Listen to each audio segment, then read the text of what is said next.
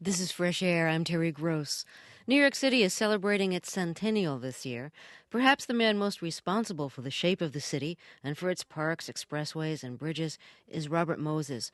Moses held 14 state, regional, and city offices, ranging from city parks commissioner to construction coordinator. My guest, Robert Caro, won a 1975 Pulitzer Prize for his book about Moses called The Power Broker, Robert Moses and the Fall of New York. It's now seen as a classic study in the use and abuse of power. Caro went on to study the use of power on a national level by writing a series of books about Lyndon Johnson. The two published volumes have each won National Book Critics Circle awards. In the January 5th edition of The New Yorker, Caro wrote about Moses' impact on New York City. I asked Caro first about the significance of the city's centennial. Well, exactly 100 years ago, in January 1898, the five boroughs of New York City were united, consolidated into a single city. Before that, what we think of as New York was really Manhattan and the Bronx. With the consolidation of New York, Brooklyn, Queens, and Staten Island were added to the city, and it became, in that one moment, the largest city in America, with a population of over 3 million people, and also the most extensive, about 320 square miles. And that all happened in this one moment 100 years ago. You describe Robert Moses as the man who more than any other individual shaped modern New York. What was his role in the building of New York City? Well, you know, he was in power for almost half this century that we're talking about today, for 44 years, from 1924 to 1968. During that time, 7 great bridges were built in New York. You know, the city, we think of New York as a city, but it's really 4 islands. Only one of the 5 boroughs, the Bronx, is on the mainland of the United States. So the city had to be brought together. The city had to be linked with bridges. Robert Moses built every one of the 7 great bridges that linked the boroughs together since 1917. He built the Verrazano Bridge, the Triborough Bridge, the Bronx Whitestone, the Throgs Neck, the Henry Hudson, the Cross Bay, and the Marine Parkway. He built every one of the expressways that run across the city, these great roads, the Long Island Expressway, the Brooklyn-Queens Expressway, the Cross-Bronx Expressway, the Major Deegan, the Van Wyck. He built every one of them. He built every one of the 11 parkways that run through the city out towards the suburban counties of Long Island. And he built every one of the parkways on Long Island. During this half a century that Robert Moses was in power, he built 627 miles of expressways and parkways, many more miles than any other individual in history. I think one of the things that makes your book, The Power Broker, about Robert Moses so interesting is that you not only talk about his grand vision, but you talk about the price that the city paid for that vision. You talk about not only what he built, but what he needed to destroy in order to rebuild New York. What's an example of the destruction that he caused? You know, when I was doing the book, Terry, I decided to try to look at and portray the human cost of these great highways that he was building. And he built 627 miles of expressways and parkways. I decided to concentrate on 1 mile. So I took a mile of the Cross Bronx Expressway as it ran through the East Tremont section of the Bronx, which was a poor but lively, stable community, largely Jewish but with substantial German and Irish and black, well-integrated populations in there. And I found he built these roads with an absolute disregard for what was in their way. And in this particular mile, he took a route which destroyed 54 separate apartment houses, throwing really thousands and thousands of people out of their homes and destroying the community, when there was available just 2 blocks away a parallel route which would have destroyed only 6 small brownstones. Why didn't he take the parallel route? Well, political considerations were a very important factor in the way Moses exercised power. I say in the book, we don't really know whether it was simply because of his whim that he said it was going to be that way, and that's the way it was going to be, or whether the only things that would have been condemned on the other route were 6 small tenements and the Bronx depot of a transit company in which high-ranking Bronx politicians had hidden interests, which was very profitable to them and which they didn't want condemned. Well, you investigated the techniques he used for relocating the thousands of people in the East Tremont neighborhood that needed to be relocated to make way for this expressway. So how did he let them know they had to move, and how did he make sure they got out in a timely fashion? One day, everyone along this route, thousands of families, got a letter from Robert Moses saying the Cross Bronx Expressway is going through and you have 90 days to move. And the men and women who lived there, whom I interviewed at the time, thought I had to go, find them wherever they had moved to, described how they gathered out on the street, holding the letters saying, 90 days to move. What is this? It was like the earth opened up under our feet. So they tried to fight, but they found that although their elected officials agreed with them, it didn't really matter what those officials wanted. The only thing that mattered was what Robert Moses wanted. And how did he help push them out so that they'd get out quickly? Well, of course, they didn't have to get out that quickly. One of his assistants said to me the 90 days was just to shake them up a little bit, to get them moving. The actual construction of the expressway in that area was not to begin for 3 years. But as soon as some people moved out of their apartments, he'd immediately board up the windows as an advertisement that the apartments were vacant and available for looting. When people moved out of the top floor of these apartment houses, he would immediately tear off the top floor of that apartment house as soon as it was vacant. As one woman said to me, while we were still living there, he was tearing the buildings down around our heads. When he got 1 or 2 tenements along this route vacant, he immediately demolished them and left the foundations as gaping pits in the ground and refused to build fences around them, so the remaining residents were afraid that their children would fall in. He used the most ruthless means possible to drive these people out, and he was successful. In a very short time, those 54 apartment houses were vacant.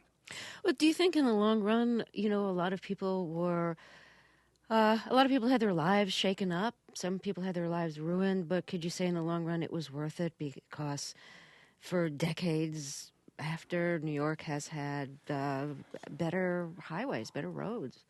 That in order for a city to grow, some people have to pay a price. It's a very complicated question because you really say, if the city had not been made so dependent on the auto, would the whole shape of the city have changed? When he was building the Long Island Expressway in the 1950s, out through Nassau and Suffolk counties, New York suburbs, those counties, Suffolk County was still largely potato fields. The cost of land was so cheap that buying land for it was very inexpensive.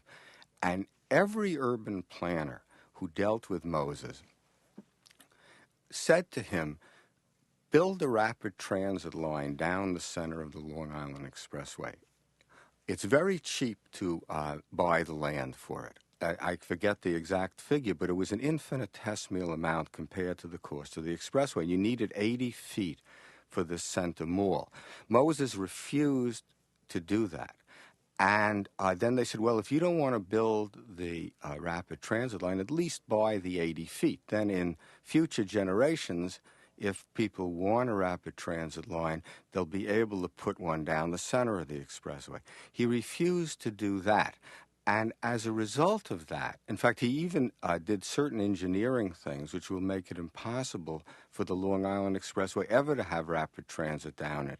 So the whole shape of Long Island might have been different And if we take that, for many of these expressways, you say, well, things didn't have to be this way. At the same time, what you say is really correct. In some way, these roads are a benefit. So in The Power Broker, I really say that it's impossible to say whether New York City would have been a better or a worse city if Robert Moses had never lived. But it is necessary to say that had Robert Moses never lived, New York would be a very different city than it is today. My guest is Robert Caro, author of The Power Broker, Robert Moses and the Fall of New York. We'll talk more after a break. This is Fresh Air. Back with Robert Caro, author of a book first published in the mid-'70s called The Power Broker, Robert Moses and the Fall of New York. It won a Pulitzer Prize in the mid-'70s, and this year is the centennial of New York City. A good time to take another look at how New York City was shaped by Robert Moses and his use of power. One of the things that you uncovered while investigating Robert Moses and his use of power was that Robert Moses forged a secret deal with a multimillionaire who owned a large estate in an area that Moses wanted to go through to build a parkway, the Northern State Parkway. And when he realized that he would offend this wealthy, powerful multimillionaire, he moved the parkway someplace else where it went through the land of several small farm owners, just really ruining the lives of most of these farm families. What was it like for you when you found this secret agreement? I was looking through the papers of the old governors, Al Smith and Franklin Roosevelt, from the 1920s and 30s, and I found that Moses had, in fact, accepted. Now, there was no personal dishonesty in this. Moses was not interested in money for himself. Someone once said to me, some men are interested in caviar. Robert Moses was happy with a ham sandwich if he could have power on the side. But the legislature was blocking the construction of the Northern State Parkway and wouldn't even give money for surveys. Otto Kahn, who was a multimillionaire, had in the Dix Hills this immense estate, including his own private 18-hole golf course. And he said that he would donate $10,000 to the Moses Park Commission for surveys, provided that part of the surveys found a new route for the parkway that did not go across his golf course. Moses moved the parkway, did that. The surveys found a new route to the south, but to the south there were the estates of other immensely wealthy and powerful robber barons. So he moved it south again until he came to this line of 21 small farms, and that's where the parkway ran. And one day a representative of Moses suddenly showed up and told these farmers that land was from the middle of their farms was being condemned for the parkway. When they said, can't you just move it a little further south, they said no, engineering considerations dictated that the route would go here. Well, I and my wife eventually found some of these farmers, and the human tragedy that was involved from this change in the parkway route was so striking. It ruined their lives because the condemnation awards never came to much. The farms were divided in half. And one of these farmers, James Roth, he begged Moses to move the parkway just 400 feet south, less than 1/10 of a mile south. Moses refused. And I wrote in the book something like, I said, for men of wealth and power, Moses had already moved the parkway 3 miles. For James Roth, who had neither wealth nor power, he wouldn't move the parkway 1 foot. On the one hand, you could argue that Moses was a pragmatist. You don't get things done in New York unless you play by certain political rules and cater to the people who have the power to give you what you need. You can be an idealist and hold on to your morals and get absolutely nothing done. Moses knew how to play the power game and got a lot done. On the other hand, he portrayed himself, from what you say, in a really dishonest way. He portrayed himself as an uncompromising public servant who was above politics, which clearly he wasn't. And he kept all these deals a secret, so he was able to have a dishonest view of himself. He was able to Y- represent himself in a way that he really wasn't. Yes, and you have to, you see, that's why the story of Moses and of political power in general is such a complicated one. Mm-hmm. There's no easy answer to this because you really say, what was the city like when he came to power, and what was the city like when he left power? When he came to power in New York in 1924, New York was a city really bright with promise. At the time he left, New York was a city left power. New York was a city really, if we can look back that far and imagine that time now that the city is on the rise, of a place of chaos and despair. Uh, he built housing, but the kind of housing he built for poor people, he tried to keep it. Uh, he tried to make people feel that they were poor. He believed in that. He believed in the ghettoization of the city. Believed that classes, you shouldn't build low-income structures in upper-income areas. He concentrated always on diverting the city's resources to the middle and the upper classes and away from the lower classes and the lower middle classes. This had great impact on the course of the city's development. You really can't say, as I said before, that New York would have been better or worse if he had never lived. What you can say is this one man shaped the city as we know it today. No mayor shaped the city. No governor shaped the city. Robert Moses shaped the city. The city we live in today, 30 years after he left power, is the city that Robert Moses shaped, not just with his highways, his parkways, his bridges, and his parks, but because for over 40 years, despite the wishes of its elected officials in many instances, he skewed the city's policies, the city's resources, the use of the city's resources, away from trying to integrate and bring the new immigrants and make them really part of New York into projects which would benefit the middle and upper middle classes. Because of secret deals that you revealed about Robert Moses, and because you showed how he abused his power as well as how he used it for the good, he was very angry with you. He hated your book. He denounced your book. Yes. You didn't even go to his funeral, even though you wanted to, because you sensed that his family would not have wanted you around. Um, did you feel bad about that? I mean, everybody wants to be liked. Well, You devoted so much time to this man, and you know he hated you for it. well, when he loved to build. He had great dreams. The Power Broker, is not in any way a wholly negative book. I would say the first 300 or so pages are about this young idealist with these great and beautiful dreams. And I admired those. And I saw how important it was for him to be able to build. During the time I was writing The Power Broker, when I started it, he was at the very height of his power. But during the time I was writing it, he was removed from power. He was then about 80 years old. And when I realized that he would never be able to build anything again, my emotions, you had a lot of emotions toward him. You always do about someone you write. But now I started to pity him as well. And as years passed and he kept fighting to get back into power and to get to build something else, and he couldn't do it, I really became very sad for him. At the same time, you also have to feel pity for the people, hundreds of thousands of people, that he displaced from their homes, often without any good reason, so that he could realize his dreams. It's really too complicated to try to put Moses, or perhaps any great political figure, to try and sum him up. That's what I learned when I was doing this book. It's very complicated. When he died, of course, as you say, I wanted to go to his funeral.